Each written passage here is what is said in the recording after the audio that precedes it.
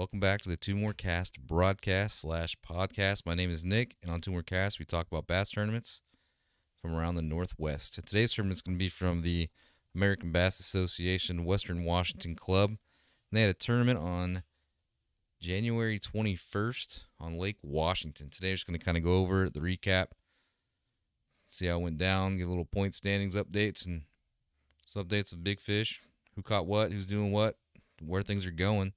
It's definitely a smallmouth blowout. Every picture I saw was a smallmouth. The majority of fish were smallmouth. The tournament, like 15 teams fished, so 30 people showed up. 47 fish were weighed, and 43 fish were released. Yeah, it's cold, you know what I'm saying? You ain't gonna make it, not all of them.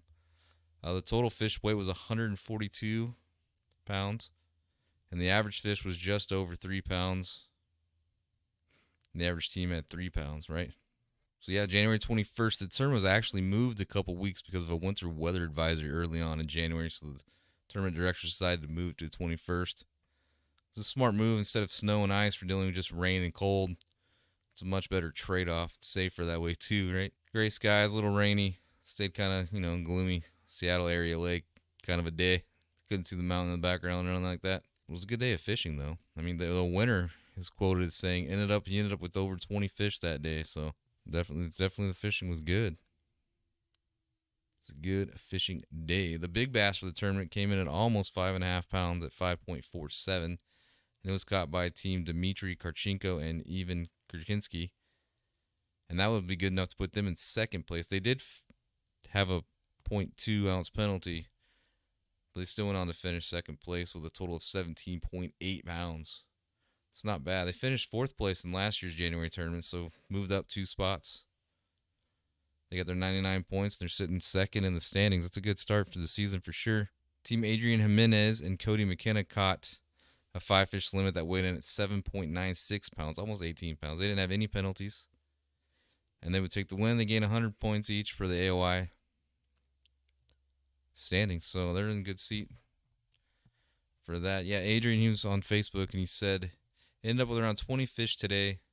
Just couldn't get the fish to bite on our big fish spot, and that's just how it goes sometimes. Absolutely. That's definitely true.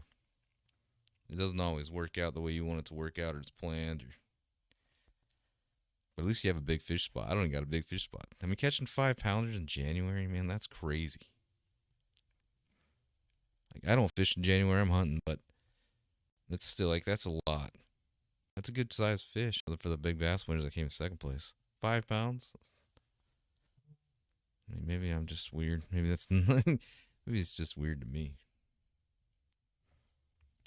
And then in third place was team Mike Magnotti and Aaron Weinberg. They finished third place with 16.9 pounds. Not too far behind the leaders at all. Last year's January tournament, they finished in 10th place. So that's quite the improvement. The 7 spots. That's good. It's good stuff for sure. Improvements are always good, right? Going in the right direction. They also tied for Angler of the Year in 2023, so this third place finish is definitely a better start and get them closer to their goal of getting the AOI for 2024.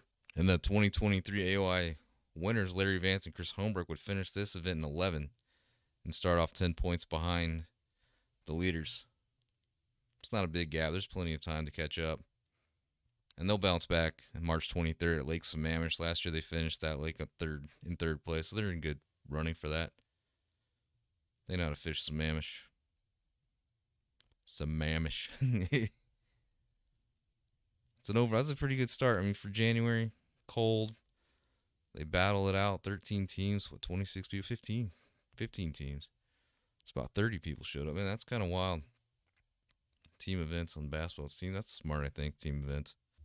And the next event on March 23rd at Lake Sammamish for the American Bass Association Washington West Club is a half-hour drive, I think. Lake Sammamish, it's not far.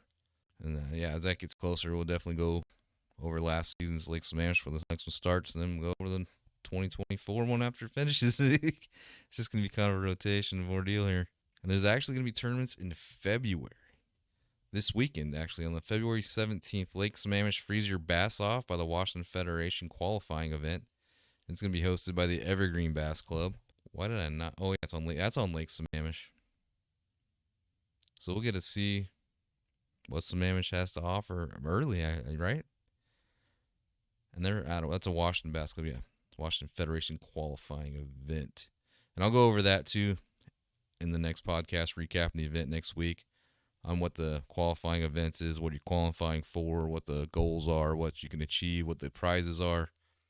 It's kind of a big event, the Washington Bass Federation. They're with the TBF, which is the Bass Federation, which is huge, really. I mean, you can end up going to Texas to fish Sam Rayburn for the championship. See, it starts with districts, and I'll explain it all.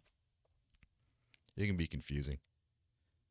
And then out of Oregon, the Rogue Valley Bass Masters. They are fishing Shasta Lake in California. It's going to be a 2-day event, 17th and 18th. And we'll go over that too when that gets over there. And we'll go over that too when the time comes for that. But yeah, that's gonna do it for this episode.